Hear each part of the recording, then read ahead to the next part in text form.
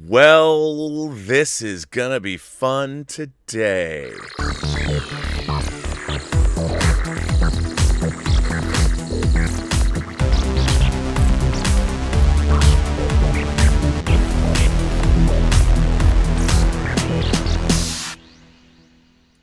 Well, greetings, imagination connoisseurs. Once again, it is I, your Duke of Dope Discourse, your master of fun and wonder, your viceroy of verisimilitude, and your pharaoh of physical media, Robert Meyer Burnett. And you have joined us for episode 23 of Let's Get Physical Media. But you know what?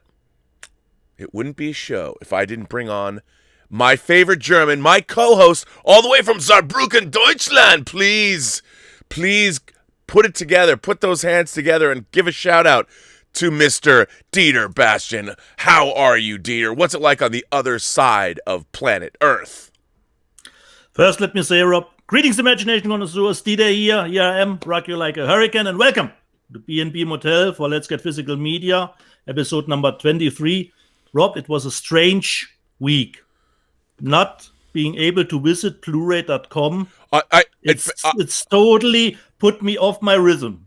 Dude, because it's one of my go-to websites, and I couldn't get on it. What are they doing, Rob? What are they doing? Dieter, I gotta tell you, I mean, for those of you who don't know, there are two physical media websites that I visit religiously. One is the Digital Bits, obviously Bill Hunt's the Digital Bits, and the other is Blu-ray.com. Cool. Blu-ray.com has been down, it's been down for 2 weeks now. And I consult Blu-ray.com to know what's coming out. They've just got a handy little chart. Here's what's coming out this week. Are there Schnäppchens on the upper line? Are there any Schnäppchens to I know. And I don't know what's happened. I mean, they lost their server, something catastrophic. Yeah. So if anyone out there is from Blu-ray.com, please come back. We need you more than ever. Yeah. Now more than ever, Blu-ray.com. And so my week was totally off, considering I couldn't visit that website. Then the water heater broke. With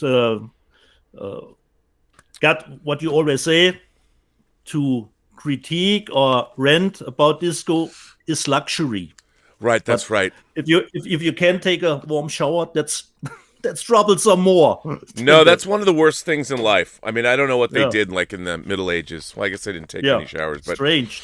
Not good. I'll tell you what I would not survive in those times. Me neither. Not very long. No one, no, I wouldn't either.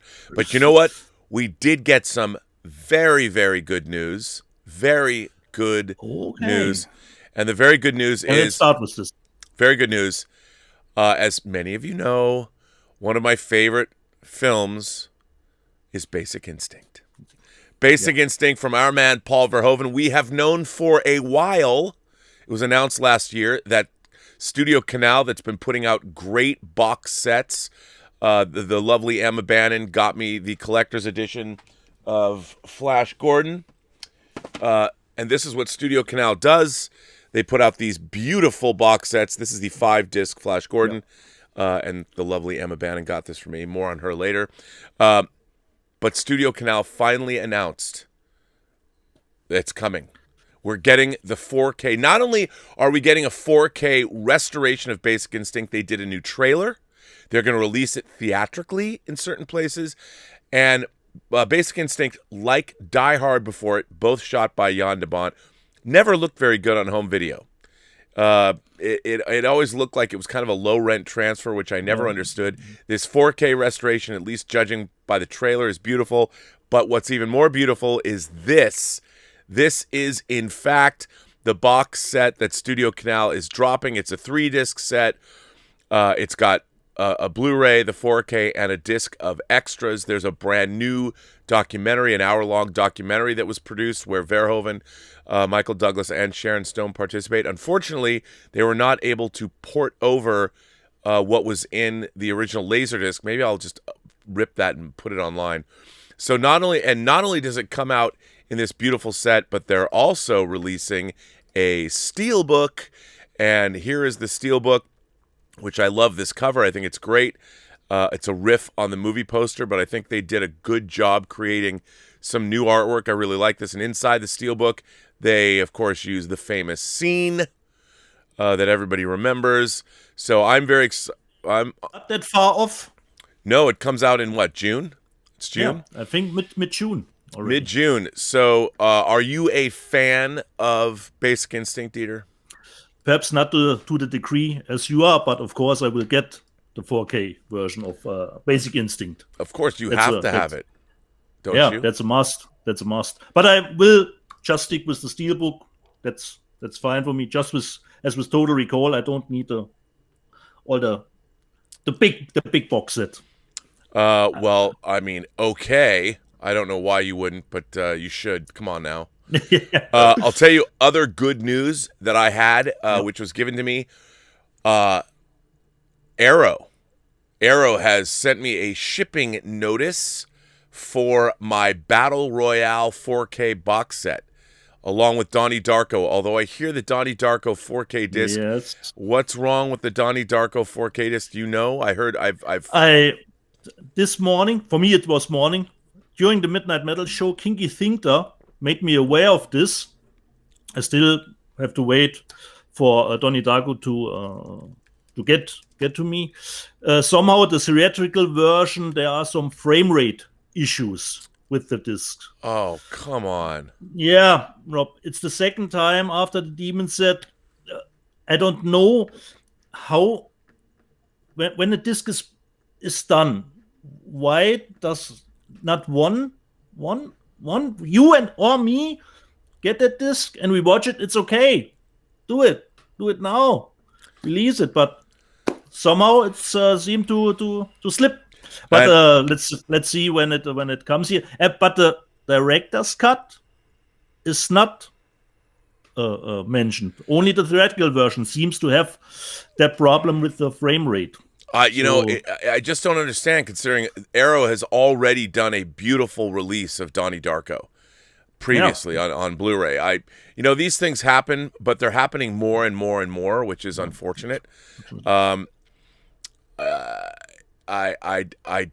don't know what to say, but that's on its way also from Arrow, and I ordered a few other things that also are part of that order. And again, sorry to interrupt, Rob. At the Midnight Metal show, you said, I believe, something Zavi bought Arrow? Zavi has purchased Arrow. The company as a whole. Yes, and you know what? I meant to talk about this last week.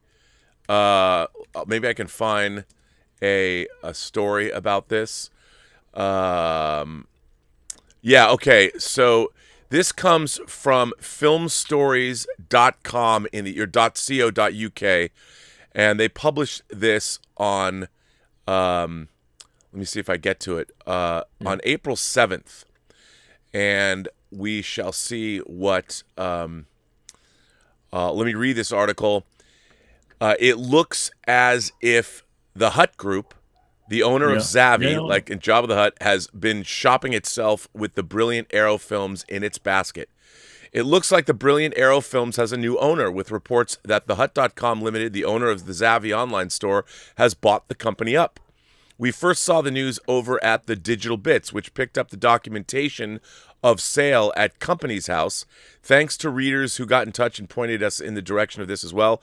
The documentation notes that as of March 4th, 2021, the Hut.com Limited was listed as the person with significant control over Arrow, and the company's registered office has also changed. If you read the listing, you can see the change in personnel for the company as well. No official announcement thus far has been made, and it's hard to see this having any impact on Arrow going forward. Its run of excellent releases is set to continue, and hopefully this all gives it a grounding to expand its operations. So, I mean, I would imagine they would keep the company reasonably intact. I'm a huge fan of Arrow and what they've been doing. I think they're of all the boutique labels that deal with genre films, I think they're the best, with Shout Factory eking in behind them. But I'm a huge fan of Arrow. So, I don't think this affects what we're going to get. And, the Battle Royale, it's funny because the Battle Royale and 4K and the Basic Instinct 4K and the Wong Kar-wai set from Criterion were the 3 pieces of physical media that I was most looking forward to, and I will have them, in the first half of 2021. It's going to be interesting to see what the latter half of 2021 has in store for us. But that was definitely something I was really looking forward to, and we are getting those things. So very exciting. So I would just intersect and do, as always, Rob, a little previously on Let's Get Physical Media from last week again. And Omar asked in the live chat, either Rob or Dieter is running late considering our starting time. It's not usually. We are a little bit behind sometimes.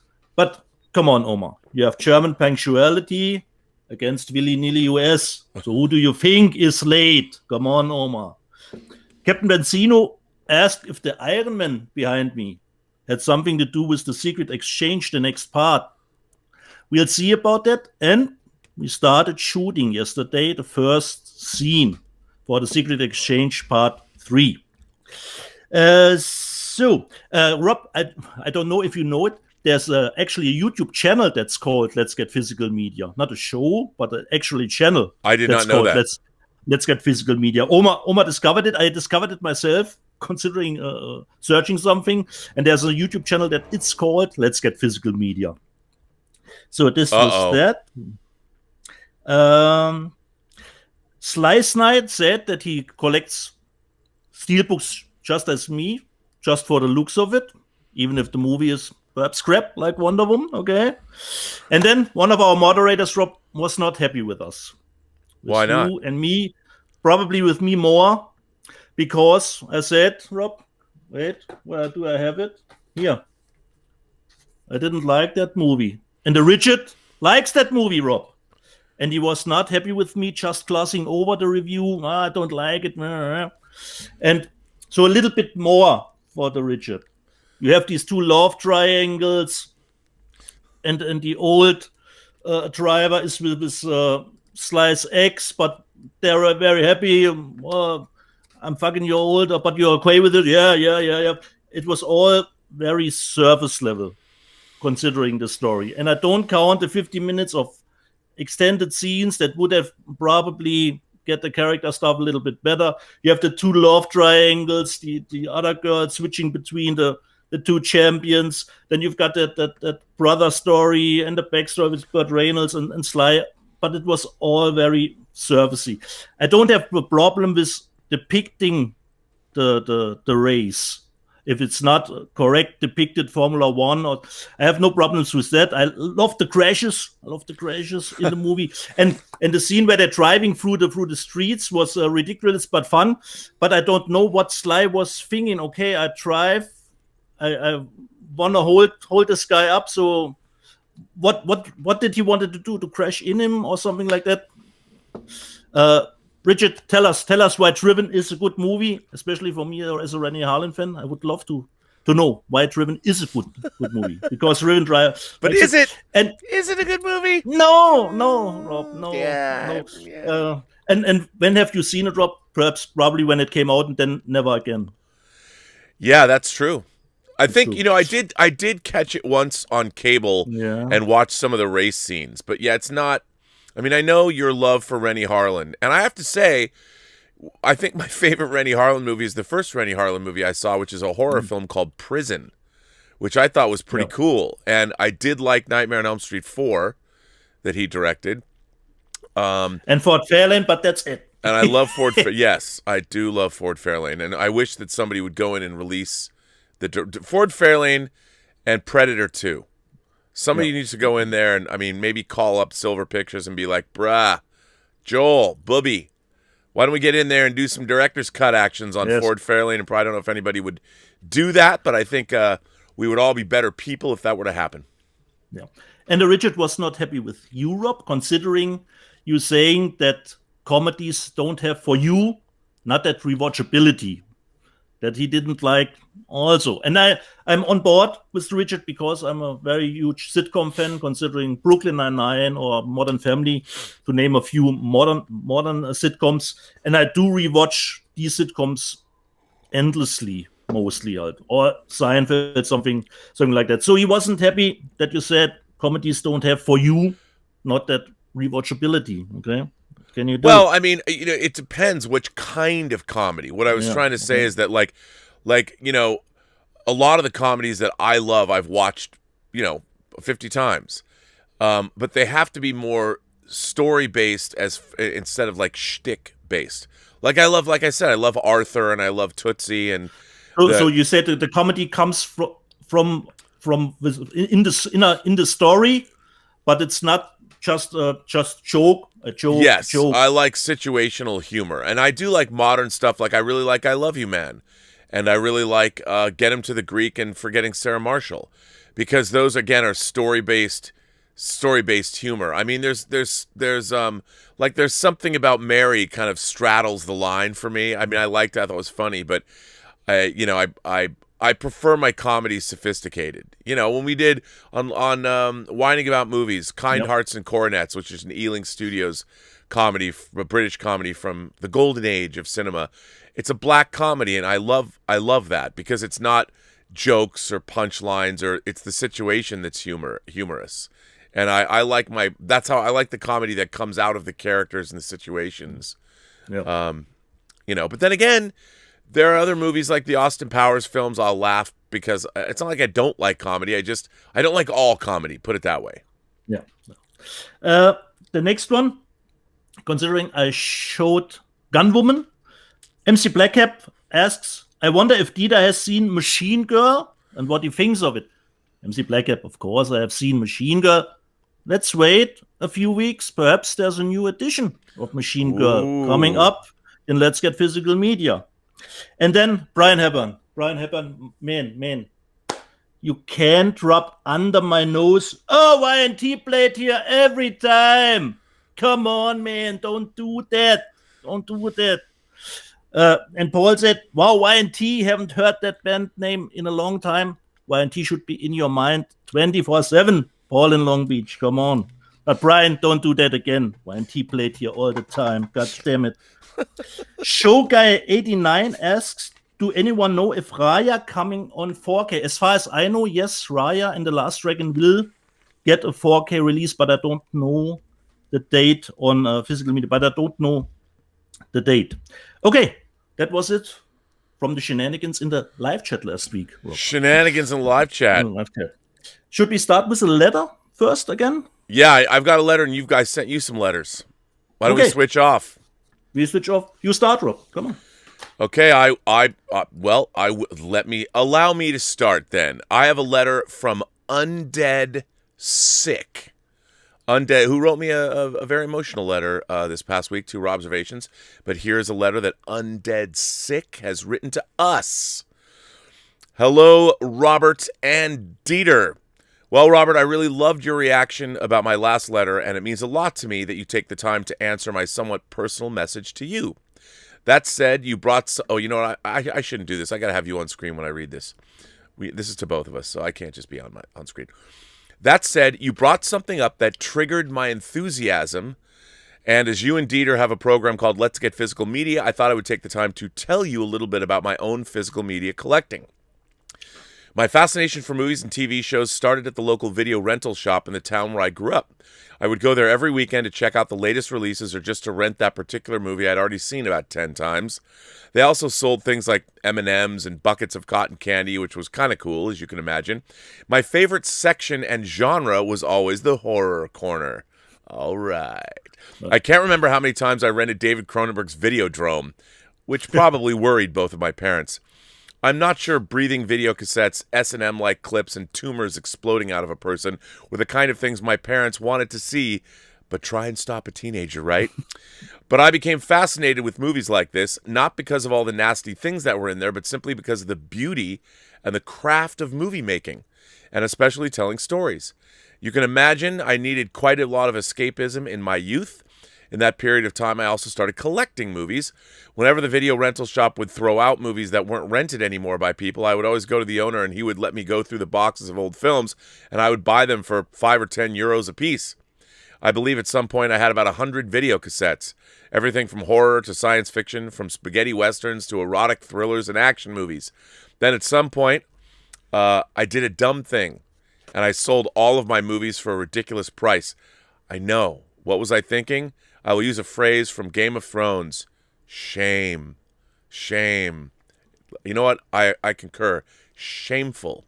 But in the last 5 or 10 years, my love for physical media has been rekindled once again when all of these amazing labels started to appear. Vinegar Syndrome, Arrow, 88 Films are 3 favorites of mine. At this point, I buy about 10 titles a month, and my collection keeps growing, coming up to about 120 titles now.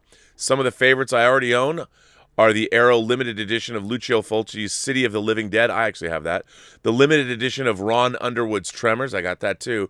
And the 101 Films limited edition of Screamers and Split Second, as well as the Indicator Films box sets for the Ray Harryhausen films.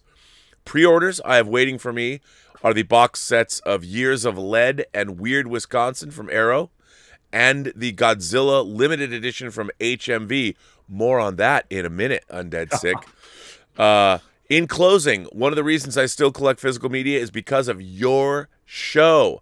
I would like to thank you both for keeping all of this alive for us collectors. Keep up the great work, and physical media rules forever. That's from Undead Sick. Great. And Undead Sick, if you sold all that VHS tapes, you can get over that. Yeah, you know, VHS was garbage in the first place. But considering those VHS, let me read my letter, Rob, which comes, of course, Oma 94. No. Can you imagine? No. Hi, Rob, and guten Tag, Dieter. Rob mentioned on the previous episode of Let's Get Physical Media how he was not a fan of VHS. However, there was a time when DVDs and DVD players did not exist, so VHS was the only option for home media, except for, look at Rob's shirt, Laserdisc was between. With that, I don't know how long you two have been collecting home media, but I'm curious to know if you had anything on VHS when you were both younger. When I was really young, DVD were becoming a thing, but my parents had movies on VHS, which they had either from before I was born or got them after I was born. I was really young, which I would watch. There was a number of Disney movies like Snow White, Pinocchio, Cinderella, Peter Pan, Alice in Wonderland, 101 Dalmatians, Robin Hood, The Rescuers, Lion King, Pocahontas, and Tarzan.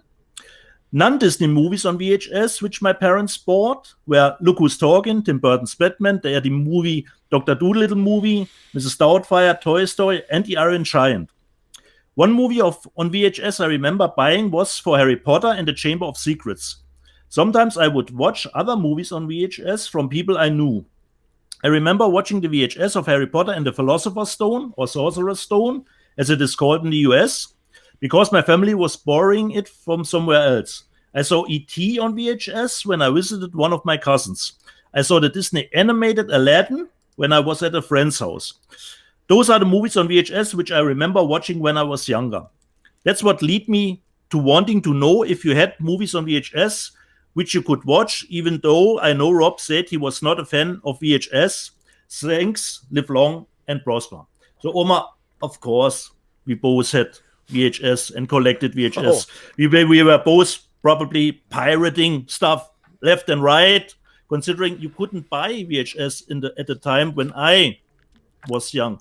Rob can probably tell you what his first VHS was that he bought. I've talked about this. Every member should already know it. Yeah, I mean, look, to be honest, I've been collecting. 2021 marks my 41st year of collecting physical media. And obviously the first, I got a VCR when I was 13, an RCA VFT 625 Selectavision VHS machine with the top loading crashed open. And the very first video cassette I ever bought was Halloween. I bought Halloween when it was on And it was not cheap, Rob.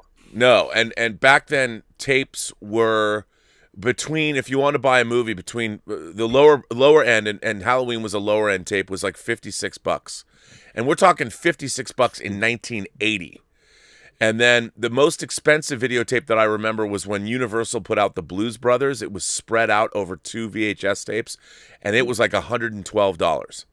So, no, I was a fanatical collector of VHS tapes, and also because we had I wanted cable. I was such a movie fanatic. My parents got me cable TV Showtime instead of we couldn't get HBO, but we didn't have cable extended to our town where we lived. So my parents, they literally put on our roof about a 10-foot tall satellite dish. It was awesome. I mean, it looked like something out of a Bond movie, and it was pointed to downtown Seattle so I could get Showtime. And what I did was I taped everything off Showtime, and I did this for a number of years. I mean, I didn't get a Laserdisc player till 1985. So between 1980 and 1985, it was all VHS all the time. And I was a video pirate.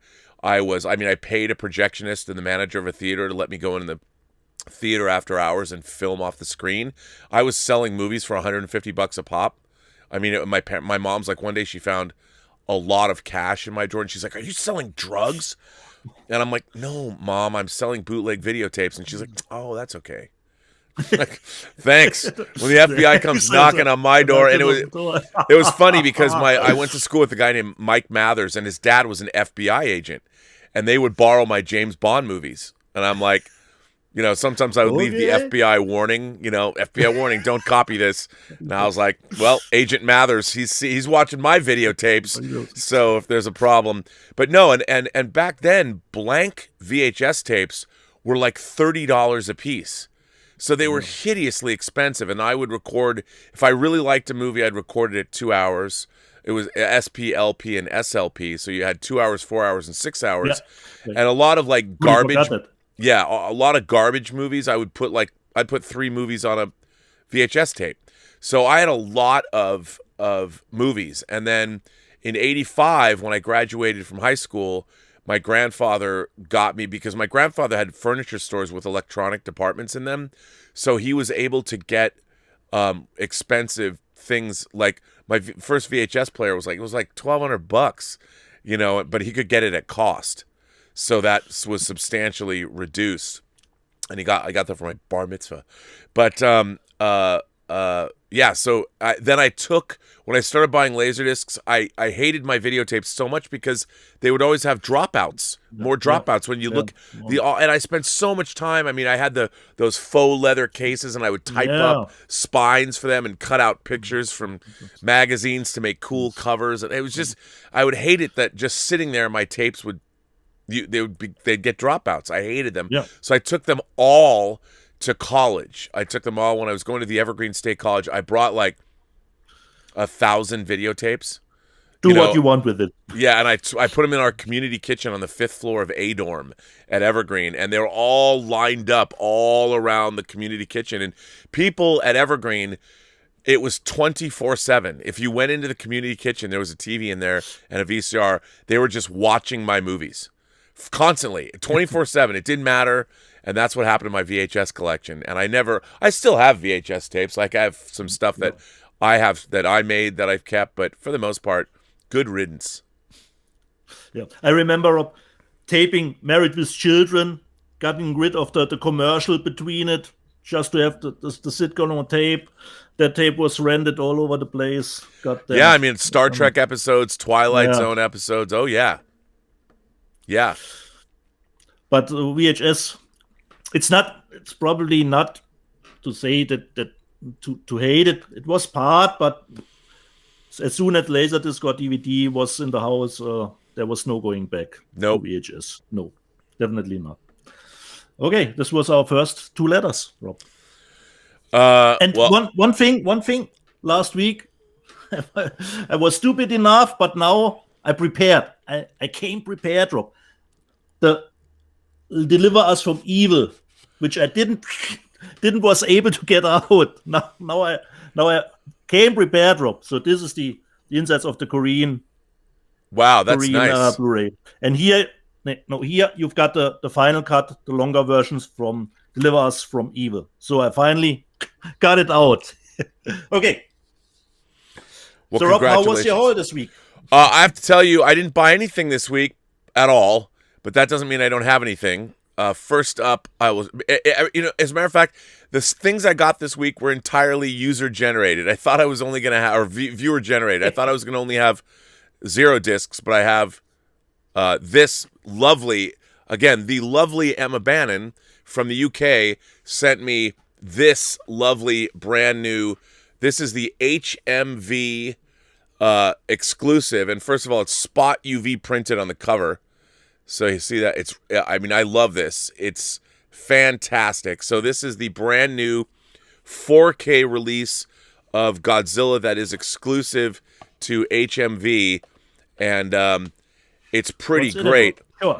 So we've got this, which this is the first time I'm opening this actually.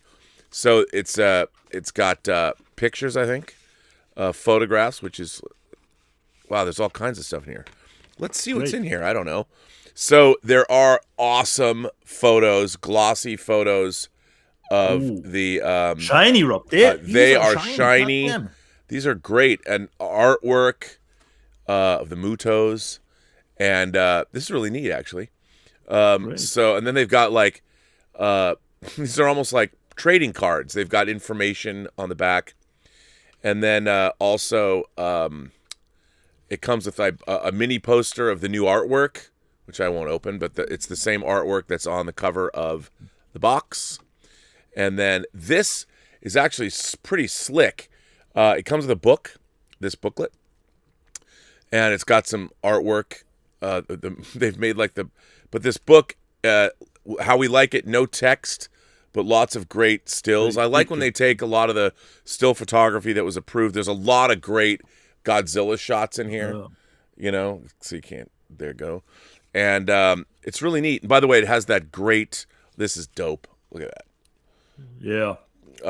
This is a great book. And, I like this stuff. It just makes the movie feel special. And so that's what was in that envelope. And then, and I think the 4K comes with a Dolby Atmos trick now. Yes. And here is the 4K disc. And yes, it does, and very, very excited. And it's the 4K. It also comes with obviously a Blu-ray. So that's the HMV exclusive. They also, by the way, as far as Basic Instinct goes, HMV is also releasing an exclusive. But as far as I know, it is the exact same thing that Zavvi is selling, the 3-disc set. So that's pretty much the only new thing that I got this week of real interest. But then, not to be outdone, yesterday... You got rescued yesterday. Yeah, I got rescued. I did. Obviously, I did an unboxing. When people send me things, I like to do every couple months do unboxing videos. I got this Ivanhoe series that people have been talking about on DVD because it probably doesn't exist on 4K. So I got this. And interestingly enough, I think I know. Interestingly enough, I've never owned Urban Cowboy, and Paramount has been releasing their catalog titles with new documentaries. I've never owned this movie. I actually like this movie. I haven't seen it in a long time. So I got this, was sent to me. It's the 40th anniversary version? Yeah. First time on Blu-ray, and it's got new special features. So always a good thing. I've been buying a lot of these Paramount re-releases because they have new... I don't know about new transfer. From a new 4K transfer too. Yeah, because it hasn't been on Blu-ray before, and it's funny to me because this movie was a pretty big hit, and it's funny to think it's never been on Blu-ray. So there you go, Paramount. Thank you. And then also this, I love this movie, The Player, on Blu-ray. So I want to thank you guys from Criterion. This is actually a great disc, and that's my haul for this week.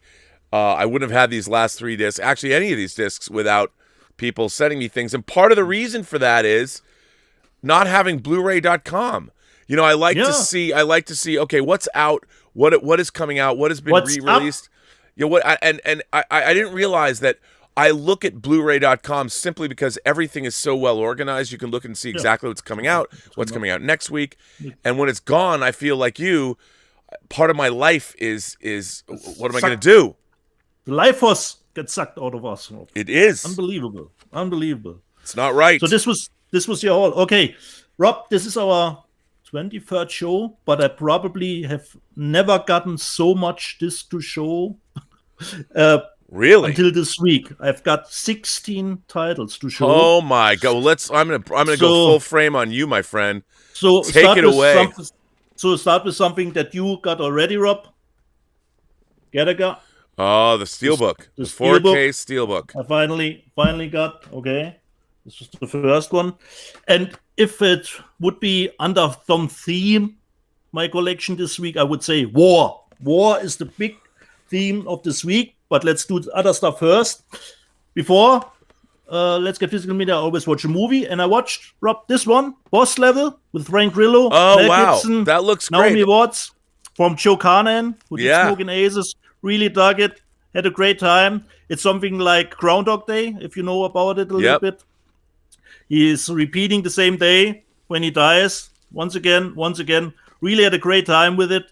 But you see, Rob, this had no reversible cover. It was so I have, unfortunately, the German rating in front of it. So Boss Level was great movie. Michelle Yeoh is in it, but not too long. Naomi Watts and Frank Grillo. And Rob, what did surprise me at the opening, considering the production companies, MoviePass was a production company on the movie. Are there still a thing? MoviePass? No, they're not. So it seems the movie is a little bit older considering the release. The next one, you made me aware of it, Rob, because I believe it comes out in America in 1 or 2 months. And then I searched in Germany. Hey, it's already out here. And I bought, Rob, Unthinkable, the Norwegian movie. Yeah, have you watched that yet? I'm dying to see that. No, I don't have watched it. And since it was released already, it was Schnäppchen, Rob. Schnäppchen. But I will get back to you to see what I think about it. It's 120 minutes long. Yep. It says here it's a new level for catastrophic films from Europe. It says Unthinkable from Norwegian. Rob, you always do these nice autographing videos that you do for me from the Pierce brothers, from Aaron. But I'm still missing yours when you sign this Cody Banks stuff. I know, and Hills on Red. And Rob, please be kind and sign your autobiography too. Another round, okay? I've got it this week. I wanted to do the joke, but you got the title before me, so I was pissed that I couldn't use that joke already. But I do it again, the joke, okay? Your biopic is out. Another round. And Rob, I think the director is nominated. Mm-hmm. Am I correct? Thomas Vinterberg, yeah. Yeah. Another round with Mads Mikkelsen. Oh boy. This will probably cost me the autograph from Dave, but Dave reminded me I've got Ragman. And considering the quality, let me first get to the quality. Trick or Treat. So let's go back to the 80s now with some titles.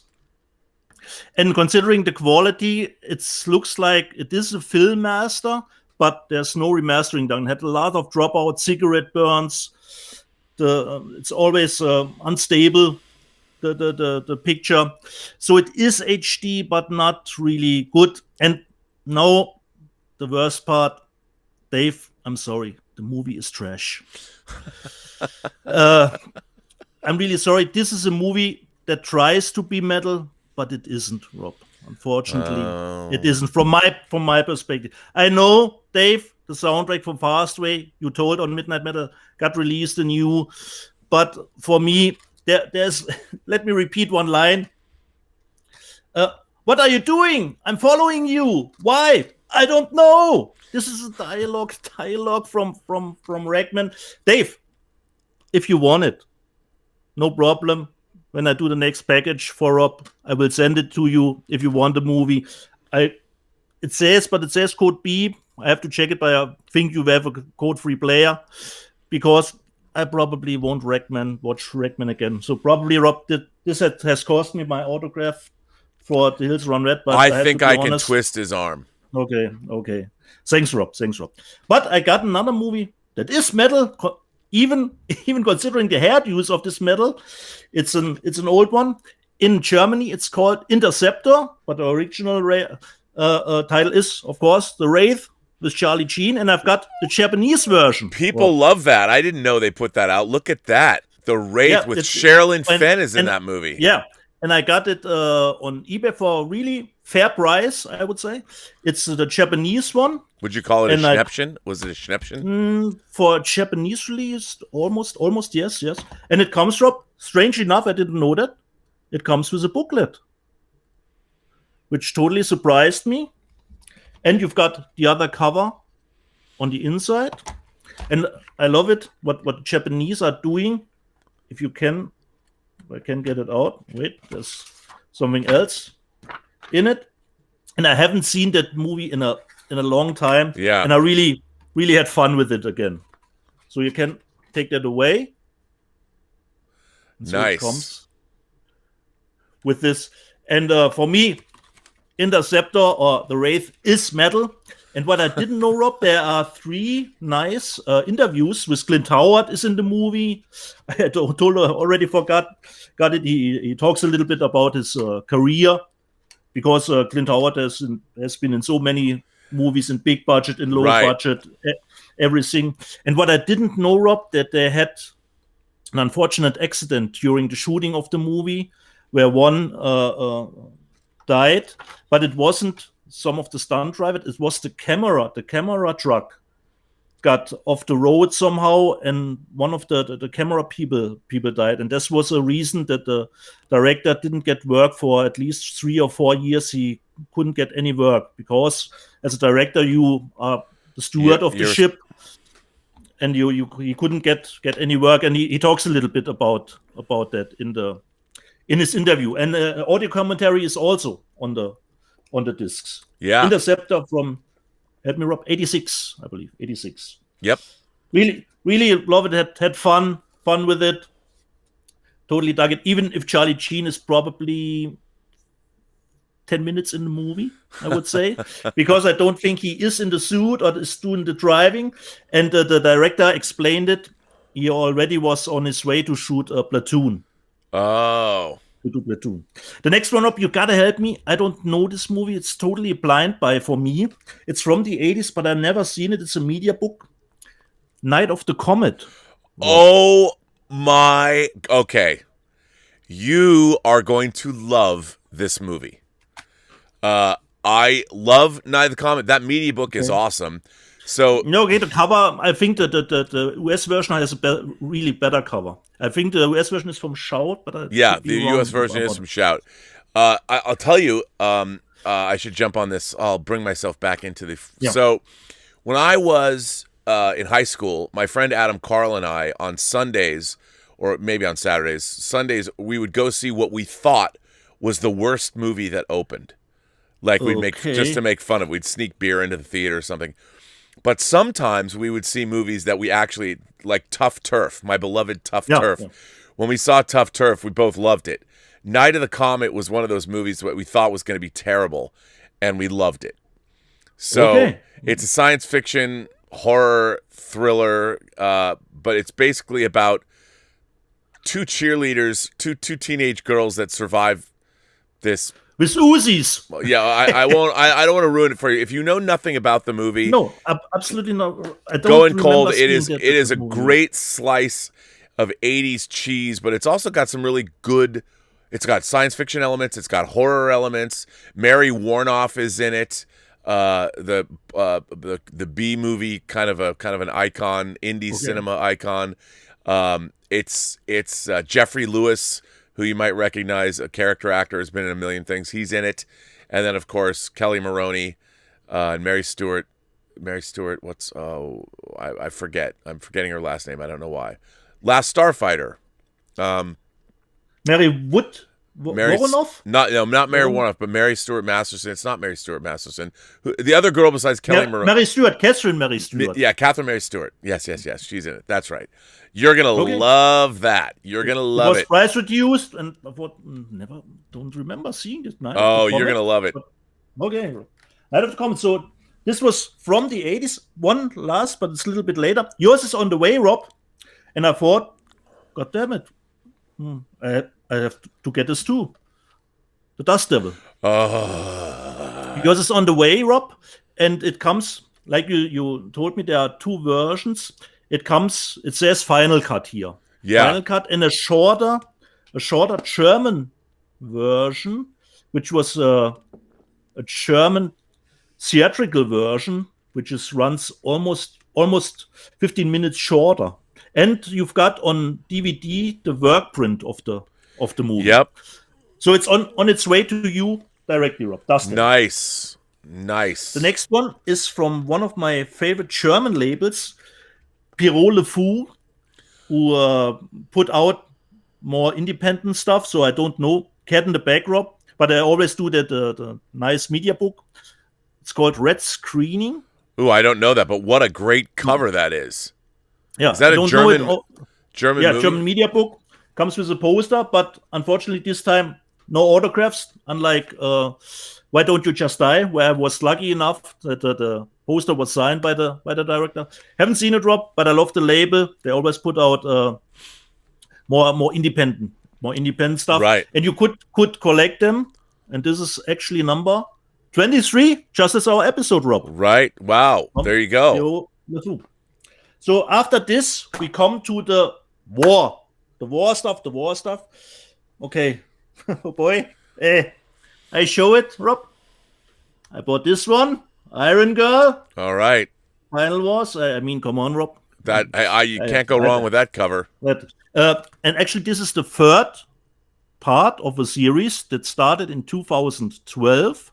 The second one was in 2015, I believe. That was called Ultimate Weapon, and this is actually the third. So it's this, of course, trash. Okay, but not that bad, Rob. I dug it. Iron Girl Final Wars. This came out in the US. This is US disc. The next one I didn't buy, but just wanted to show it from the director of the live action space battleship Yamato. Yes. I didn't. It hasn't come this week, but from the same director comes Yamato Battle over Japan. So a live action war movie from the same director. Wow. But I haven't seen it. It came out this week, and I just wanted to show it. This is a steelbook which comes not in the usual. Wow, where did you get that steelbook? This is a German steelbook, Rob. Wow. From the live action version. From 2010. But you are probably more familiar with the animated. No, I've got the live action. I have a beautiful Japanese box set of the live action version of Space Battleship Yamato. Yeah. The next one I already showed because I got the Hong Kong version, but I got the German steelbook too. The 800. Yes. About the battle. And this one contains not only the 800, it contains a Taiwanese movie from 1976 with the same story. Wow. But I'm really looking forward how this will differ to the 800. But this is the version that has been released all over the world, so it's not that seemingly cut that was shortened by some minutes. So the 800 steelbook. The next one, I unfortunately have to say I still haven't watched it. I have the American Blu-ray bought a long time ago, and now it came out in Germany 4K. I should have watched the movie first and then decide if I want to get it in 4K. I don't know. Have you seen it, Rob? The Outpost. I have seen that. It's pretty good. I liked it. It's pretty good. The reviews are pretty good. Yeah, it's pretty good. Okay. I think you're going to like it. It's a good cat in the bag. Okay. The Outpost on 4K in Germany. And we're still going with the war stuff. Enter the Bunker, The Attack, some South Korean. There's a well-titled film. In case you didn't know what it was, like you said, you Germans really want to know exactly what's happening in the movie. Yeah. Well, there you go. Enter the Bunker, The Attack. Okay, but cat in the bag, Rob.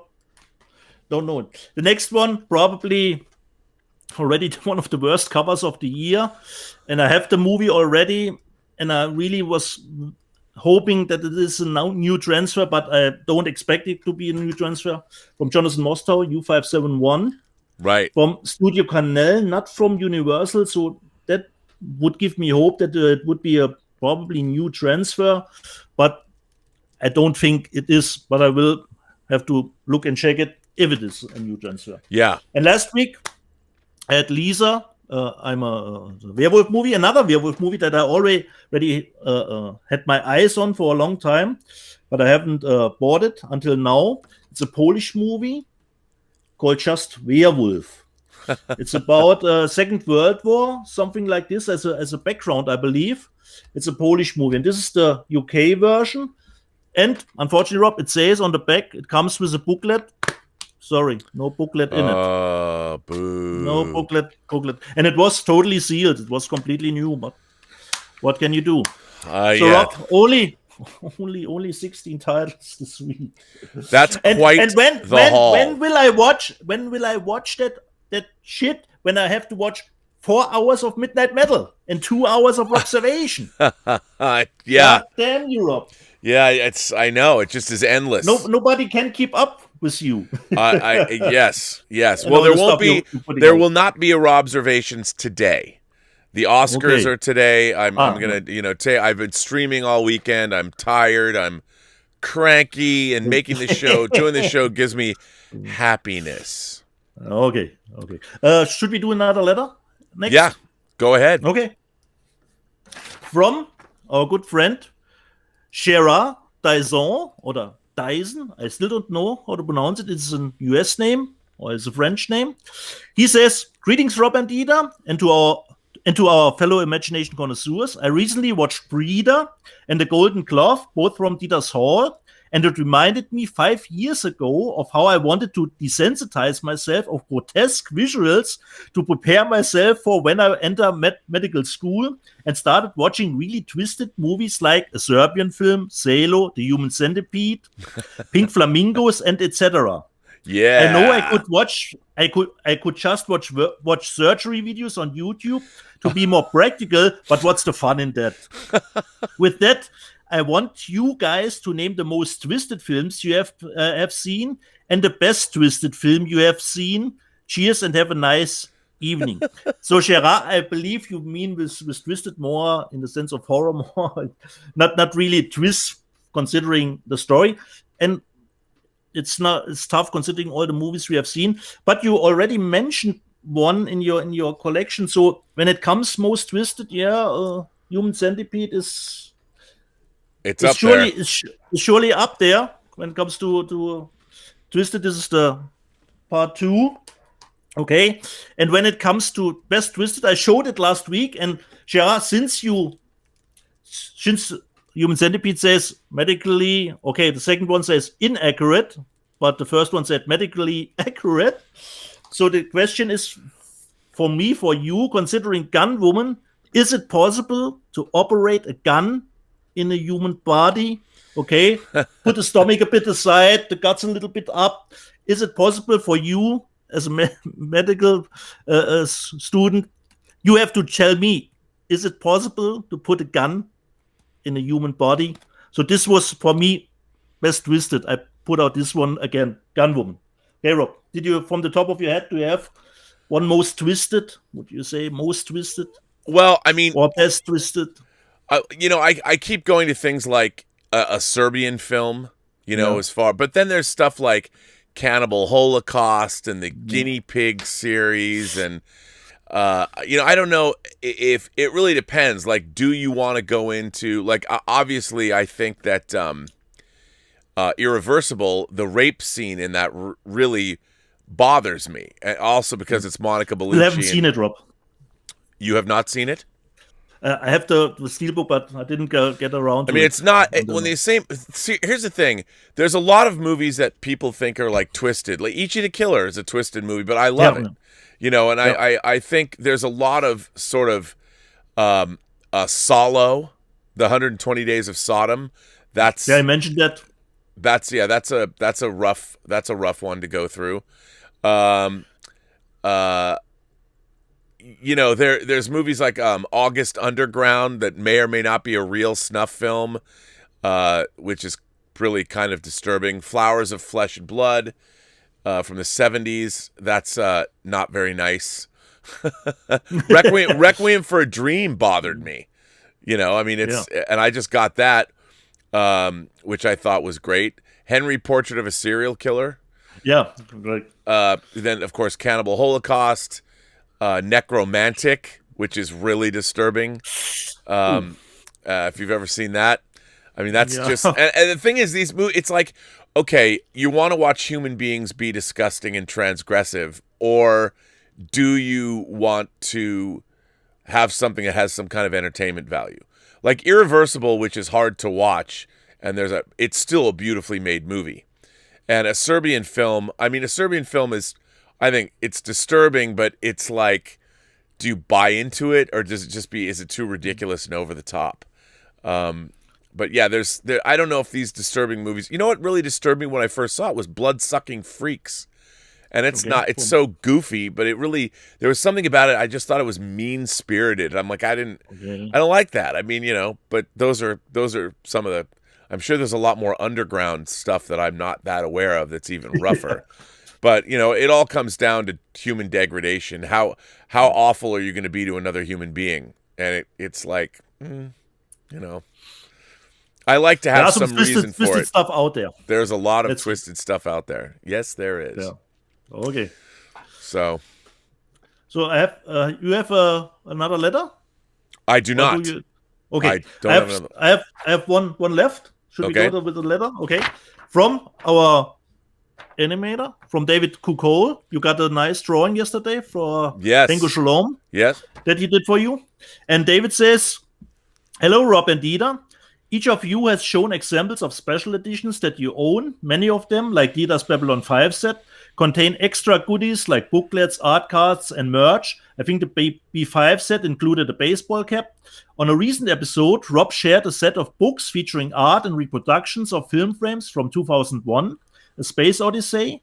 In my opinion, this is completely legitimate if you view cinema as an art form. Shot composition is the filmic equivalent of a traditional artist's canvas or blank sheet of paper. However, I was curious about your perspective on the following question. How important are the extra physical goodies included in DVD and Blu-ray sets? I imagine that the film itself and any video extras are of primary importance, and the cover art is an important part of the presentation. I appreciate any interesting visual extras in collector sets, but also realize that sometimes these goodies are kept in the box in order to keep the set complete. When this happens, no one sees the extra goodies while the sets are sitting on your shelf. So in a way, it seems like a waste if no one gets to enjoy them. As you can see, I am conflicted on this topic. How do you guys feel? Keep up the good work." Well, David, this show that Rob invited me to do gives me time to put out all the special editions again, to show the swag and look what swag was in it. When I put out the Babylon 5 set, okay, check it before. I didn't know anymore what was in it, and it's just to have cool swag. Okay, if it's considering, if you would give Rob and me perhaps a situation, you have just the standard Blu-ray, but this is the best video transfer and the best sound quality of the disc. No extras, and there you have much of swag, but the disc is kind of wonky. You probably would go for the standard edition with the better transfer and the better sound quality when it comes to that. But if you have some nice swag too, okay, why not both? Yeah, I'm with you. I mean, first and foremost, I don't care if a movie comes without a box, if it comes in a paper sleeve. If it's the best picture and sound transfer of the film, hopefully that the filmmakers were involved with creating the transfer. That's what matters to me first and foremost. Is the movie itself. Nothing else really matters aside from the movie itself. That's the most important thing, bar none. The rest of the stuff, like you say, like half the time we're never even going to take out the swag from these boxes. It's just fun to have, Yeah. and like I mean I feel like there's a lot of things, like a lot of these posters. If I had some room that I wouldn't care about, I would like put them all up and maybe glue them to a wall like wallpaper. Like you go to some club and sometimes you see all these flyers that are posted all over each other. But to me, it's just kind of something. Like you said, if a poster is folded, it's not really that cool to hang it up with all the when it's folded. Yeah, and the thing is, but that's folded like an original movie poster. Like movie posters used to be folded like that. They all were folded like that. So that harks back to that time. Okay. But then movie posters, you want to, when I get them framed, like I have an original movie poster for Dr. No, from 1962. What you do is you have those archivally mounted on linen. You linen back your one sheets, and that takes the creases out because it gets vacuum pressed onto the linen, and it doesn't hurt the value of the poster. So that's another thing. Like, I would never hang up, really, like you said, posters, and it's fun to have them, but they just do it for added value. But I just like the fact that somebody took the time to put the swag in. But for me, like I said, it's always about the film and the transfer. I mean, I have sets of Basic Instinct, like when they first came out on DVD. You bought it. Ice pick. It came with an ice pick that was a pen and a plastic block of ice. I mean, that's cool, but I would much rather have the new set where it's all about the movie, because the transfer wasn't good, and now, judging by that new transfer, it looks spectacular. So I'm very excited to get that. But for me, it's always about the film, first and foremost. Yeah. Totally. It's a good question, though. Okay. So, special editions, or should we are there some super chats first? Oh, there's lots of super chats. We could split these up. But a lot of people have been writing in, so that's pretty good. Anthony Gonzalez. Oh, no, that was from last night. I'm sorry. Justin Toner sends in a super chat and says, last update from Blu-ray.com on their Facebook page was they are almost done upgrading and fixing the site to prevent another shutdown. I hope it's back soon. Well, that's good. It's not back yet. That's good. Willow writes in and says, what is this Amazon that Dieter spoke of last week? I didn't know that you can order fake blood from the rainforest. I don't know if Amazon was the seller, actually, Willow. I ordered it from Amazon, but it could be a third-party seller. And you could get blood more ethereal-like, more Venus-like, darker, more oxygen saturated. You could get all types of fake blood on this crazy online store. Yeah, well, there you go. And you never know you don't know where the blood's coming from. You never know where and what it could be. And I was actually surprised how good it looked. Well, there you go. Yeah. Justin Toner goes on to say the Black Cauldron is coming to Blu-ray as a Disney Movie Club exclusive. Never seen it, so I'm considering it since I'm a club member. I saw Black Cauldron when it came out in 1980 or something. Okay. And it's not a great movie. It was based on a series of books, but I think it's definitely worth. It's an interesting artifact. It's definitely, if you're a Disney animation fan, I think it's worth getting. I loved it when Disney Movie Club put out The Black Hole, and they put out 20,000 Leagues Under the Sea, so I was happy to get those because they're my favorites. Blue Rock sends in a super chat and says, I just wanted to thank you both for all that you do. Have either of you seen Severin Films' Tales of the Uncanny about horror anthology movies? I have not, but I would watch that. That must be a Blu-ray. Sounds interesting. Yeah, I would do that. Severin's by the way, they're working on Tombs of the Blind Dead, which is a great movie that I can't wait. Armando Diosorio's Tombs of the Blind Dead, part of the Blind Dead series, but it's by far my favorite. Can't wait to get that. Paul Gilmore says, I just ordered that beautiful 4K box set of Basic Instinct from Zavvi. I can't wait. Also, what are you rooting for to win Best Picture tonight? What do you think, Dieter? Do you have anybody that you're rooting for? The problem is, like Rob and I talked a little bit about before the show, I haven't seen all the movies. The only movie that I've seen is Promising Young Woman. And if it wins, good for me, Paul. Good for me. But I don't have seen the competition. I have not seen Nomadland. Father is believe in the run. So unfortunately, I can't make a judgment on. Me neither. I mean, to be honest, I've seen very few this year. More, I love the Academy Awards, and usually I'm up on it. I go to a party. We fill out our awards ballots and all that. I'm woefully misinformed this year. There's so few of the films I've seen. Like, I did buy another round. Like you said, it's my autobiography. And Promising Young Woman. I bought Promising Young Woman and all that, but I haven't seen Mank yet, and I love David Fincher. Yeah, Mank. So, I think I would predict, just because of the buzz that's out there, that Nomadland is going to win Best Picture. And I think Frances McDormand's probably going to win yet another Oscar as Best Actress.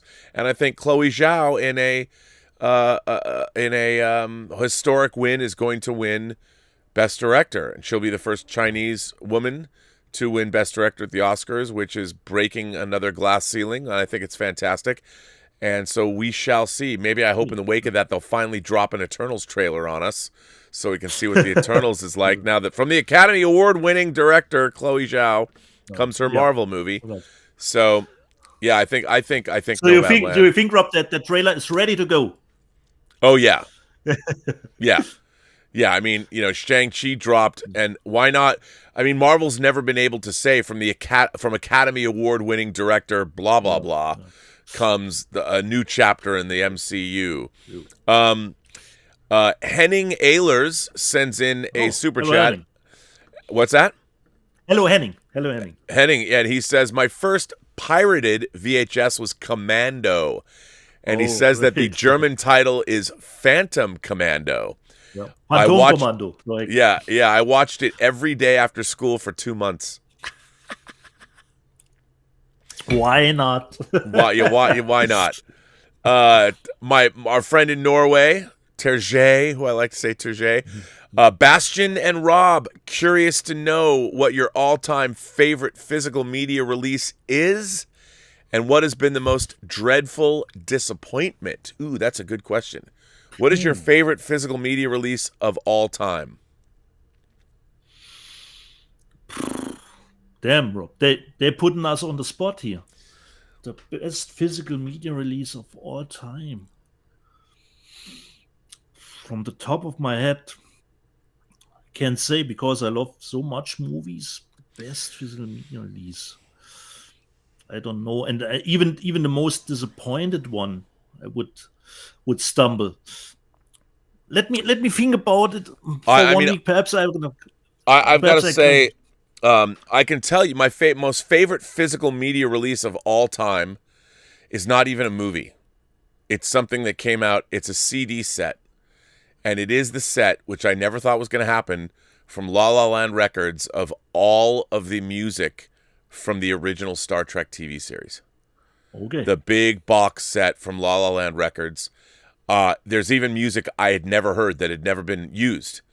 And they found it on the tapes. And, that music to me, when I started, there had been other Star Trek music releases before, but they were either re-recordings or they just weren't good. But never. There was music. And for me, because I've seen Star Trek episodes so many times, it's like ingrained in my memory. When I started playing the CDs, it was literally like, it was amazing hearing that music for the first time. And I mean, the memories it would conjure up. So that collection was something that I never thought that I would ever see the light of day. I never thought I'd ever see it. And I have to say, another one was, of course, last year's Second Sight's Dawn of the Dead box set. While not entirely, there's still some special features that aren't on it. The fact that they remastered the movie's never looked as good as it has. The box itself, everything about the presentation of Dawn of the Dead was fantastic. I mean, it was top drawer, number 1, A-list, all the way, and it's just one of my favorite movies of all time. So that was definitely one of my very favorite physical media releases. You know what disappointed me the most? Who sent in the question? I forgot. Terje up in Norway. What disappointed me the most was Infinity War and Endgame didn't get the IMAX aspect ratio shifting. Oh, that was for me totally disappointing, considering every 3D release before that had the IMAX shifting aspect ratio. So for me, this was disappointing to not get the IMAX. I didn't think about that. That's a good one. I mean, it's to not well, if we're gonna go there, what really bothered me is that Speed Racer, the Wachowski Speed Racer, is only on a BD25, and that the audio is not they don't have uncompressed lossless audio on that, And from a technical was there just a Dolby Digital track on it? I think it was, yeah, and they could have done a better job. So Speed Racer, I would love to see I don't think it ever will get remastered, but that's a thing where, to me, when the studios release something that technically isn't up to snuff, and the Wachowskis, it's interesting. They were like the golden people. They were the golden boys. Now they're the golden girls at Warner Brothers after the Matrix trilogy. When you see something like Speed Racer that was a passion project of theirs, and I loved Speed Racer, but when it gets shortchanged on home video, especially on a Blu-ray format, it's really disappointing. You're like, wait a minute, people, how is it that you've done this? Like, why? Like when we used to get titles when Blu-ray was new, like Predator or Patton, where Fox was putting DVNR on everything or DNR on everything, and they looked terrible. Like this idea that, well, you've got high definition, so we have to scrub away all of the grain from the photochemical. I was like, that's film, man. The grain was there. And another big disappointment, to be honest, is not having the director's cut of Star Trek: The Motion Picture on 4K. But you said, I think at Midnight Metal, there are some rumors around it. Yep. I mean, they've been talking about it.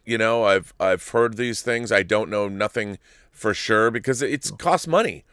And the thing is, you think the studios just have the money, but they can't. Studios will not spend money if they don't have any way of getting a return on their investment. Yeah. Even if you can't just go spend a couple of $1 million to restore something, not knowing whether you're going to get a return on it or not. Yeah. So I totally understand that.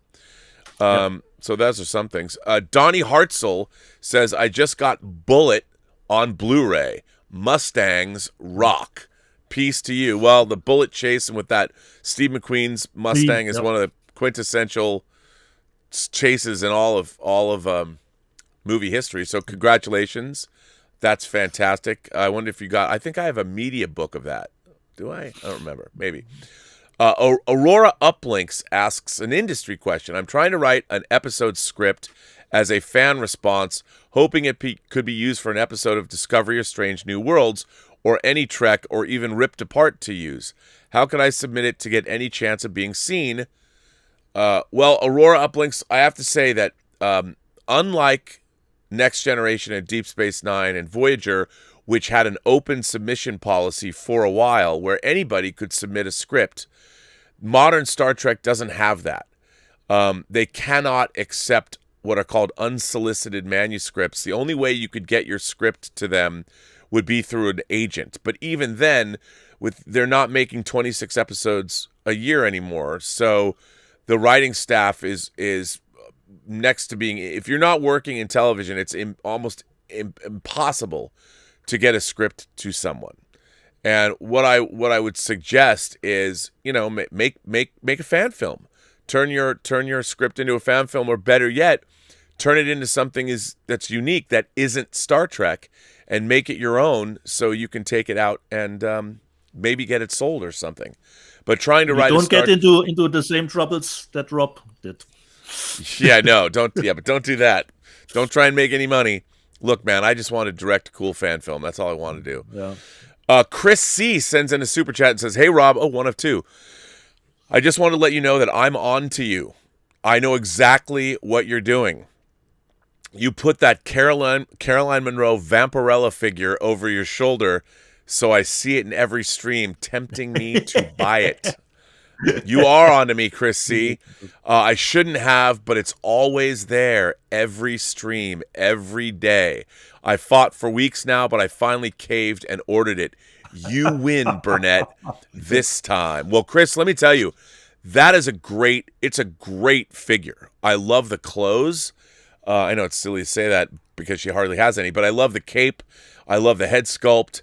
It's a really great figure, and it's worth the cash. So I think you'll be very, very happy.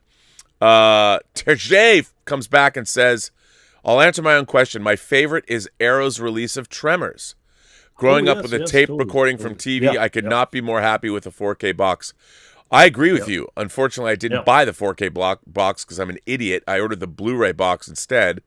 So they should make the differential a little bit clearer. Yeah. You only got the HDR sticker, but other than that, it's totally looks the same. It looks You exactly really have the to be same. careful. Yeah. Blue Rock says, I remember seeing Basic Instinct at a United Artists Theater when I was 15.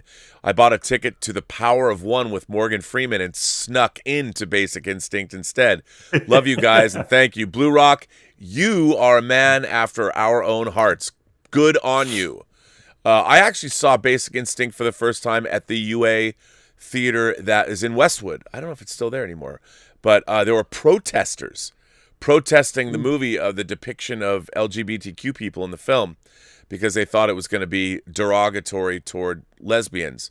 And I'm like, how could anything be derogatory toward lesbians? But I went there anyway, and there were protesters outside, and I had a conversation with them, and I said, how can you protest something you haven't seen yet? But because I think it was very inclusive, Basic Instinct. So, but I did see it at the UA, and I love the film. I've seen it countless times.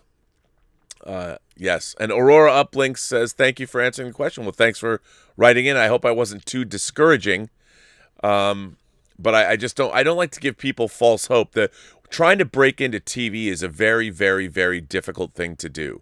And the people that work in television, it's a very sort of insular industry, and everybody kind of knows everybody else. And you can't writing spec scripts now and expecting them to be seen by people who work on the show. It just doesn't happen anymore, unfortunately. Yeah. S Beam writes in and says, I don't think I've ever heard Dieter's thoughts on Schwarzenegger's Conan movies. The first one will be 40 years old next year, just like me. The music is amazing. Well, Dieter, what do you think of those Conan movies? The first cinema magazine in Germany, there's a magazine that's called Just Cinema. And the first magazine that I bought was 1982, and it had on the cover Arnold standing with the sword. So this was my first edition of that magazine that I bought September 1982, and since then I bought almost every edition of that monthly magazine. So my thoughts on Conan are great, but I couldn't see it in the movie in the theater because I believe it was for the age of 18. So I think I couldn't see it in theater, but the memory could have been a little bit hazy. And the second one, The Destroyer, okay, a little bit more in the cheesy fun category, but it's Arnold Grace Jones, okay. Why not? If you can get it into a double package, well, as Jeffrey Mauer, I think Jeffrey Mauer got a package with all of them together, so why not? And considering Conan the Barbarian, what's about a 4K release? Yeah, I love the first Conan. I think it's great, but Basil Polidoris' score is amazing. I love it. Yeah, I'm a huge fan. I'd love to get that. I love Conan. That was like my birthday movie in 1982. My parents took me and my friends. 82 was just a great year for movies great. in general. Ziggy says that Rodan, the 1956 Rodan, which is one of my favorite kaiju movies. I loved it when I was a kid. It was my favorite. I love that movie so much. The Rodan from 1956 is now playing on HBO Max. Pure childhood gold. Yeah, Rodan was both a great horror film, a great kaiju movie, and it turns into something surprisingly moving at the end. I love Rodan. It was the first color kaiju movie, I believe. Oh. I think it was. And, yeah. Terje comes all the way from Norway again and says, the worst release, the transfer of the epic Predator, where they'd applied so much digital noise reduction. Yeah, good. Arnold looked like a girly beauty filter, and it had no grain. Yeah, that was really terrible. And they're used, for those of you who don't know, didn't thought about it. It's too long back. No, I mean when it was really weird. I remember when Blu-ray first came out, there was a lot of people that were talking like if you put on a Pixar Blu-ray and how it looked so amazing, and then people are like, well, why doesn't a movie like Predator look like that? Why is there grain? And people didn't, you have to educate the population, but people were buying these Blu-rays and they were upgrading their their TVs. You know, they were getting HD TVs, and there was this weird, like, we have to scrub everything and make it all look perfect. Like, God forbid we let people know that this was shot on film. And Predator came out in 3D too, so I don't know if this was a simultaneous release, but I believe the 3D was later. But I couldn't remember. But the first Predator Blu-ray was not with DNR scrub. It was just a standard release, not remastered anything, just put it out as it is. So the already first Predator was okay. The first, but the second not. But what was different was up and down. Yeah, they were. It depends where the masters came from, you know. And a lot of I think the great byproduct of Blu-ray and 4K is they go in and do these remasters because they've got a lot more latitude. That's why the Die Hard 4K disc and Basic Instinct that Jan de Bont shot, both of those movies, were like important to me because he uses a lot of filtration, and the lighting he used never lent itself well to home video transfers. So in 4K, they have a lot more control and latitude now, and they're able to make these films look better than they've ever looked. And to me, that's always a great byproduct, which is always a good thing. 200 Watt Studio says, Caroline Munro, nice figure.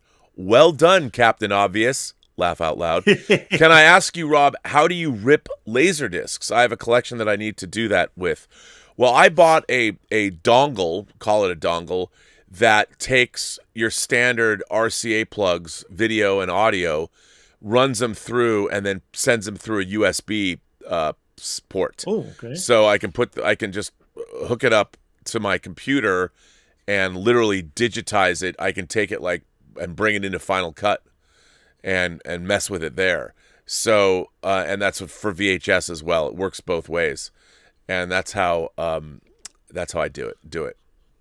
So yeah, that's why it's funny. I don't think I've played a Laserdisc in 20 years. I got to see if I have a friend of mine gave me his Laserdisc player.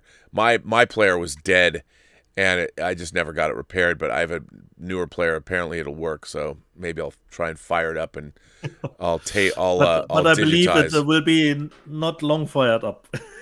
Yeah, I know. It's because the stuff inside, the rubber and all that, is still going to be around and work. So I don't know. Is it time to show some special editions? First, Rob, let's do our segment of Did You Know This Movie? In the live chat this week, I was on my night shift. Somebody mentioned that movie. I was already picking out another one, but this was a really good pick. Rob, do you know Triangle? Yes, I do know Triangle. With Melissa George. Tell us about it, Rob. Well, I mean, I only saw it once, but they're on a boat, and it is a very interesting time shift reality experience. It's quite. I mean, the less you know about it, the better. But it's pretty neat.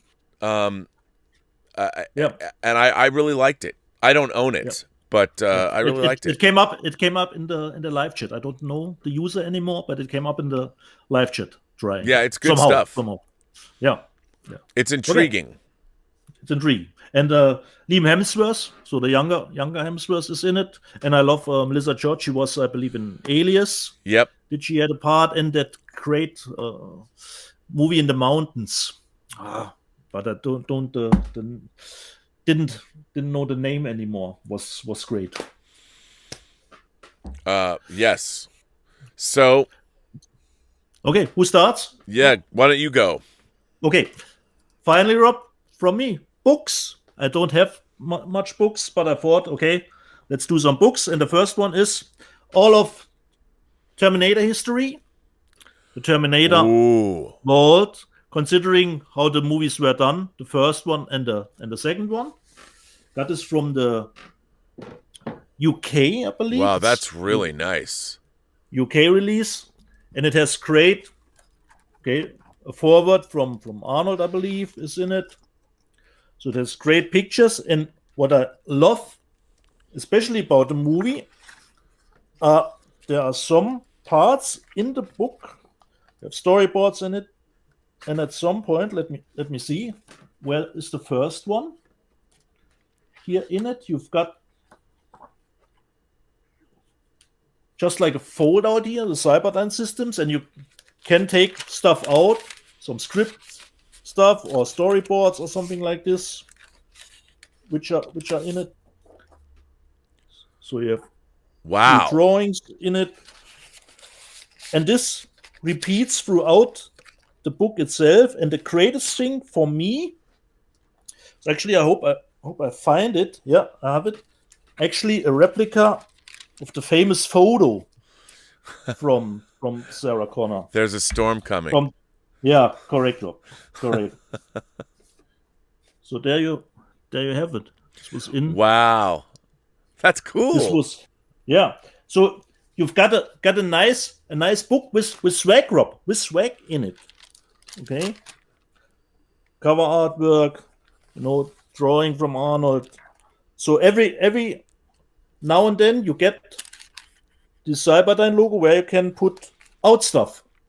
Yeah. I love that. So it was really nice.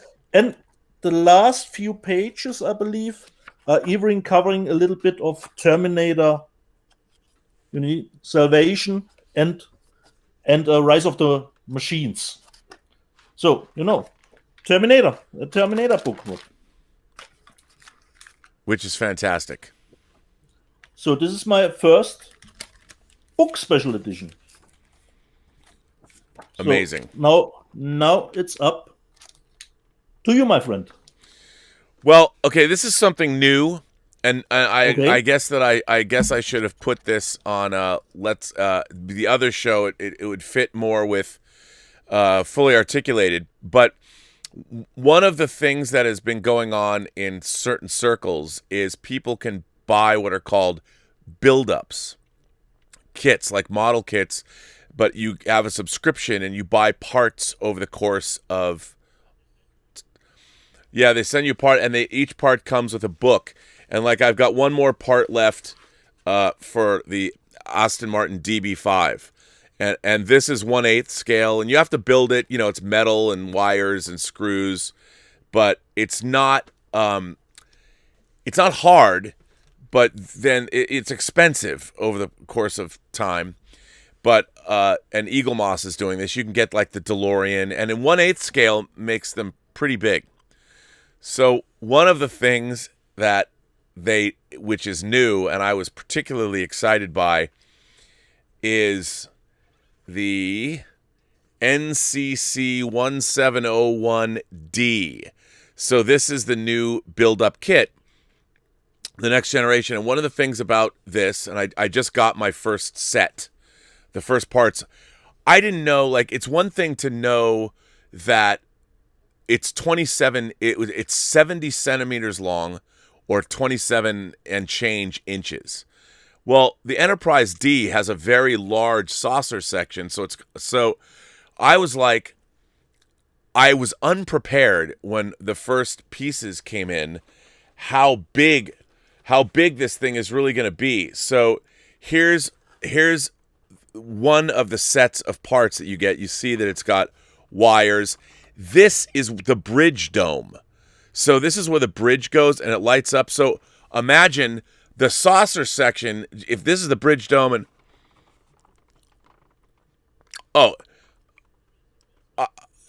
yeah, I mean, this thing is going to be huge.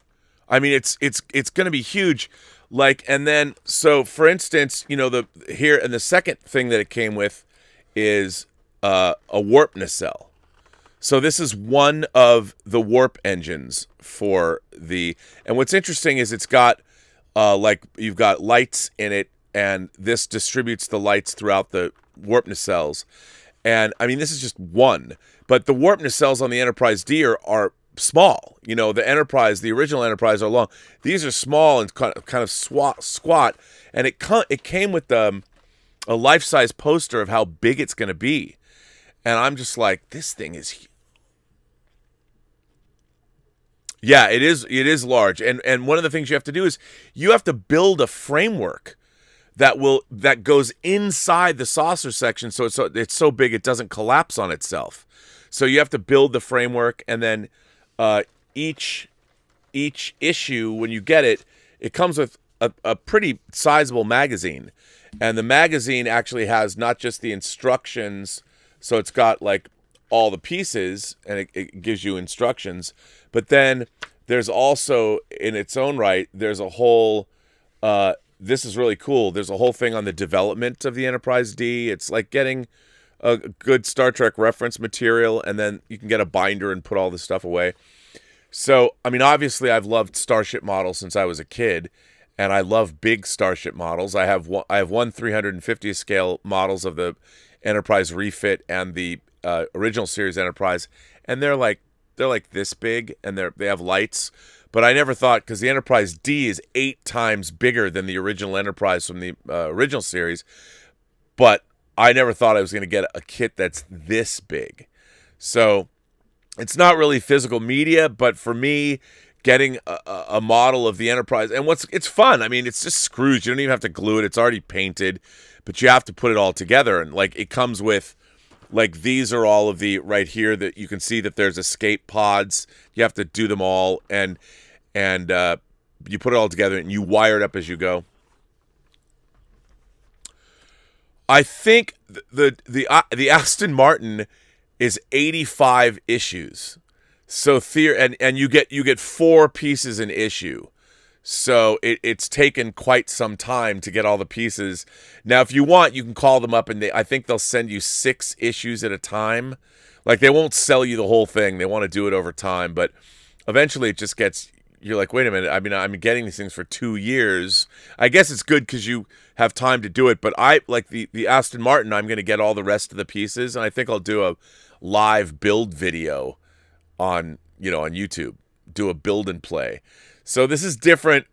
We've shown books and things, and would you call this physical media? It's not really media. Yeah, it's and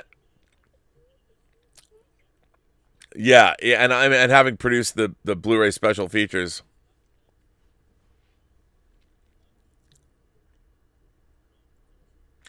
It's our show, damn it, and I'm just excited to get this. Even comes with a screwdriver, which is good. So it comes with it. Yeah, and here in the Robservatory, I'm one of the things I'm going to do here is set up 2 more stations that I can broadcast from. And one will be over there, so I'll be able to sit down and I'll have a place where I'm working, and you'll be able to watch what it is that I'm doing.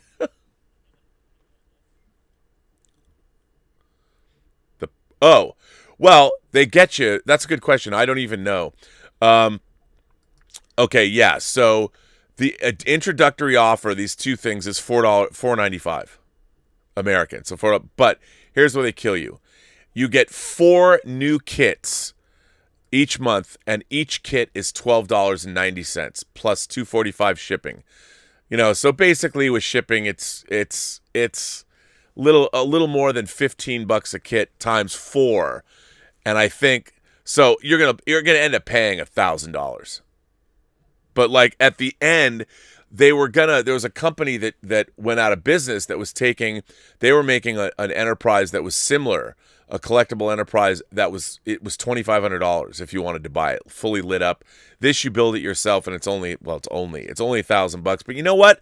So it's $60 a month. That's like a few drinks if you're drinking double Jamesons at the bar. Who's gonna miss that, man?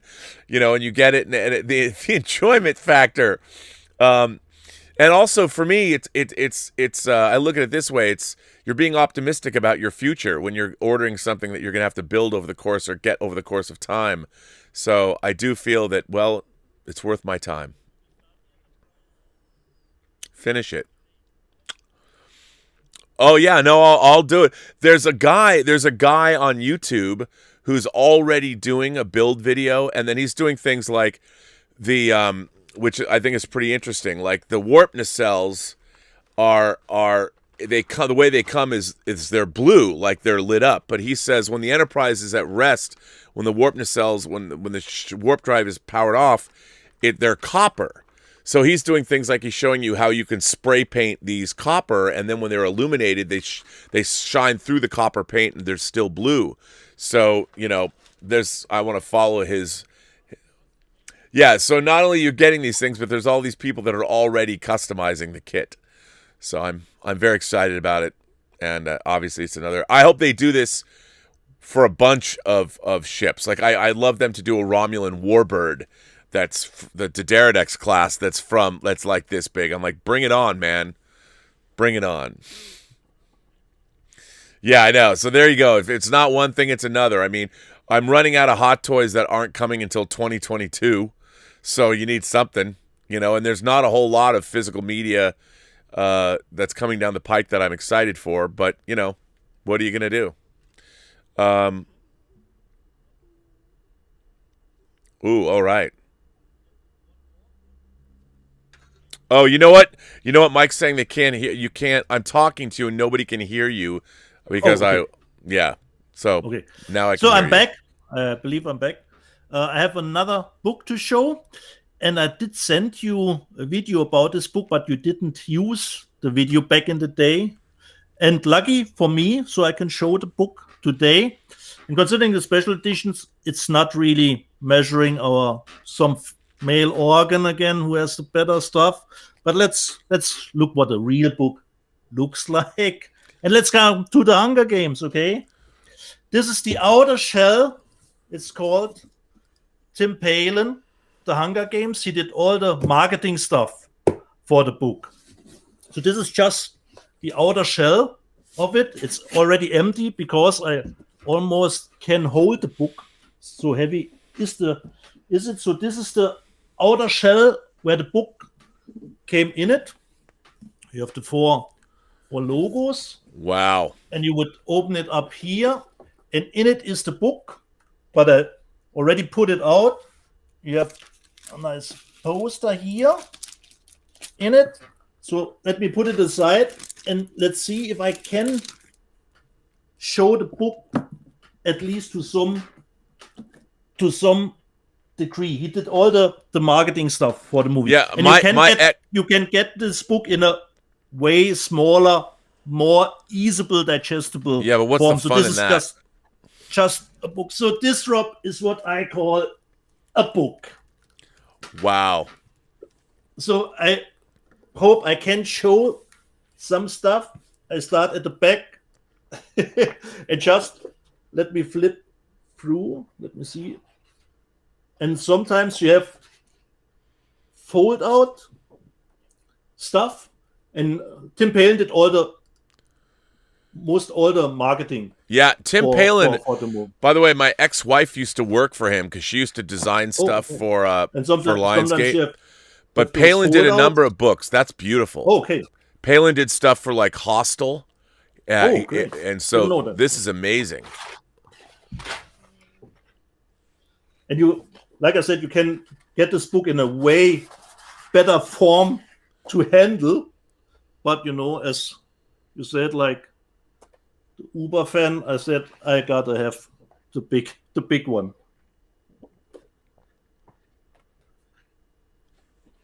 That's a beautiful book, man. Now, let me ask you something, Dieter. Are you a fan of the Hunger Games franchise? Because that's surprising to me. I never would have thought. I mean, for long-time viewers of the show, it might come as a surprise. I mean, might come as a surprise. Yeah. We've never had an indication. Because you have a lot of new viewers, Rob. Perhaps they didn't know that. So that is a beautiful book. This is what I call, Rob, a book. A book, Rob. No, that is a phenomenal book. And Rob, like you with the Enterprise, I didn't know how big this thing was. I gotta have it. Order. And I do, oh my God, how big is this thing? So normally I would put it on the table and then flip. Yeah. Flip. So this is really tough to show. Is that still available? Can people buy that if they want it? Or is that long gone? It was limited, I believe, 500 edition. Wow. 500, but Rob, don't ask about the price. It's just for the Uber fan, not for anybody else. Come on, man.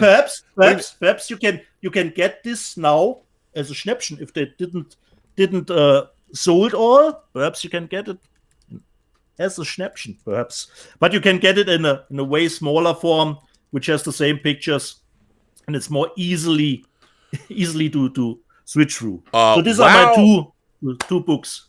I just looked it up, and if you Rob, want to go, don't say the price, please. Don't say the price. wow, Dieter, People will call me crazy. wow. I'm gonna say the price. No, Rob, should I make you say the price? I'm gonna say the price if you don't. So if you want, Rob. I don't know what the actual price at the moment is. I don't know. $900. No, I didn't pay $900. So Well, if you want to buy it's gotten up. if you want to buy it now, it's $900. No, I didn't pay $900. Let's see on eBay. What's it on? I paid less, Rob. They've So got the price has gone up. That seems strange to me. yeah, no, I see it for $900. That Okay. Wow, dude. It was less. Rob, it was less for me. That's some I didn't pay Toshin $900. Ultimate Edition. Wow. Okay. There you go, man. You've got there your $700 Space Odyssey 2001 book. I've got my $700 Games book. Yeah, I mean, it's and you should have that But book. people should know that we are wacky. You work We are crazy. No, it's true. I've got, the Toshin Napoleon, the Kubrick Napoleon book that's like that. It's like, when you want something, nothing stops us. And I really, Rob, I didn't watch about the measuring of the book. I just ordered it, and then this huge box came, and it was, oh my God, how big is this thing? I didn't look at the measurements of it at all. Our friend Terje in Norway sends in another super chat and says, okay, the last one. The very best release, the amazing 4K release of Free Enterprise coming in 2026 with William Shatner bomber jacket action figure and a soundtrack LP. Yeah. Rob, I would only buy it if you sign it. I will sign it. Fuck off, you German douche.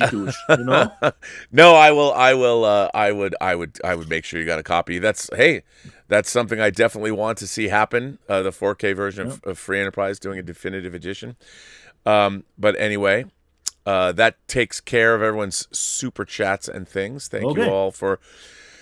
I don't know. The end of the show, I would say. Do you have anything you are looking forward to buying? Next week, Rob, I did show you. I was really surprised.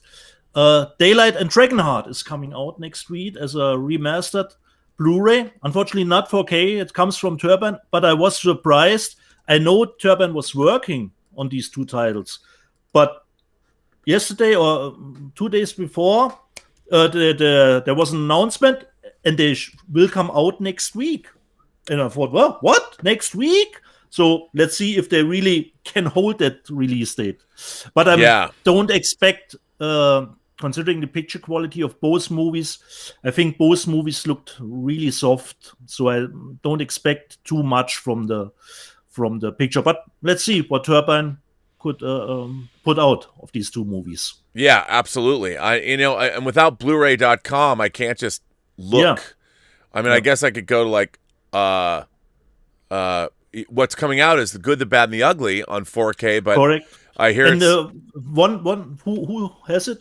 Someone the Catherine didn't Catherine? Catherine had it from last night. She had it already, yeah. And she said that it's not the long version. So, but the version is still not a short version. No, and then I don't know exactly how much the difference is between the. I know. Nomadland comes out this week. Which and then forgot about it. The Criterion Irma Vep comes out, which I like. That Switchblade Sisters. That's something else I have coming from Arrow. That's in my package. I don't know how long it's going to take to get to me. And Pootie Tang comes out. If you want to get Pootie Tang, and doesn't everyone? So there you go. That's what's coming out among a few things. Fun with Dick and Jane. Are you going to get hopefully, perhaps next week? I don't know how much longer it will take. You will get your Dust Devil, and your Thief is on the way, Rob. Ooh, I can't wait to get that. So I hope perhaps next week you will get those two titles. Well, in the mail. Yes, I hope so. I would like to thank everybody for being here, for watching. We had a pretty good crowd today. We had 178 people, I think, are watching now, which is good. I want to thank everybody for coming to the channel. I want to thank everybody for supporting us via Super Chats and tips. And also, you can write us letters at the Burnettwork.net website. and we will answer them on air. It's free of charge. Doesn't cost anything. And also, you can become a member of the channel for $1 a month, and we do Zoom calls. There's a Zoom call next Saturday where you and your fellow imagination connoisseurs and I, the last Zoom call I did was, of course, 6.5 hours long. That's not going to happen next time. But definitely want to invite you to do that. And we will be back here next week with Let's Get Physical Media episode 24. Can you believe 24 episodes? We are still collecting, Rob. Have we learned nothing? No. Have we learned nothing? No. Apparently, you can't teach an old dog new tricks. So there's nothing we can do. We'll just keep going. And I look, I'm hoping maybe by next week I'll get my package from Arrow, so I will have that Battle Royale box set to show. And immediately, Rob, check what is up with Donnie Darko, the theoretical version, about the frame rate issue. Yeah, I've got to look at that. If it recognizes on your setup or it doesn't, that's my I don't know. only hope I have that it is from the setup, but it didn't look that way. It's such an odd thing to me that there would be a frame rate issue. That seems strange. Like, how would that even happen when you're mastering And Kinky's something? Finger described it strangely. It's just at the beginning of the movie, and then it fades away somehow. Don't know. I'm surprised that was not caught. That somebody didn't catch that. I don't know. I want to thank my moderating staff for wielding the blue wrenches. I want to thank Justin Toner for also super chats. Joshua Levesque. Mike Bodden is here. Mike Bodden is in the chat. Brian Hepburn is here. Also, I want to thank you. I don't know if Bunyan Snipe is here. He was here on Midnight Metal this morning. No more talk about how much Y&T was touring in your area. God damn it. I've only seen them once. Damn it. Well, maybe one day, Dieter, you'll see them again. Yeah. Or maybe not. Or maybe not. But at least I've seen them once, and it was great. It was great. Yes. Well, on that note, we will bring an end to this show. Let's Get Physical Media, episode number 23. Wow. I mean, I guess next week it'll be May. I can't believe it's going to be May. May already? When do you get your second shot, Rob? On May 11th. I get my second shot of Moderna. May, and then maybe I'll go to the movies. I'll go see a movie. I can't wait. I haven't been to a movie. I can't. It's so weird to me to think that I haven't been to a movie since February of 2020. Yeah, the last I have seen was Tenet. Was Tenet with Patrick. Yeah, I mean, I did. We went and saw New Mutants, but it was a drive-in. It was at the Rose Bowl. So I'm really looking forward to seeing anything. I mean, there's a really great trailer that dropped today from Universal about how the cast of Fast and Furious 9, it's like a Back to the Theaters trailer. Oh, and it's pretty neat. It was pretty neat. And that obviously opens in June. I'm looking forward to seeing that. I was hoping to see it at the Cinerama Dome, but unfortunately, I won't be seeing it at the Cinerama Dome because it's closed down, and so is my favorite theater chain, which means I don't know what will happen of the building. I think it's all up in the air now. I'm sure somebody will come in. The Cinerama, the ArcLight, it's all owned by the parent company, and the Cinerama is a historic building, and they can't really take the Cinerama Dome. Would be really difficult to actually dismantle, so I don't think it's going to go anywhere. But it's all very sad, Dieter. Very sad. There's no reason for me to stay in LA anymore. My theaters are gone. So, and anyway, on that note, live long and prosper. And we will see you next week.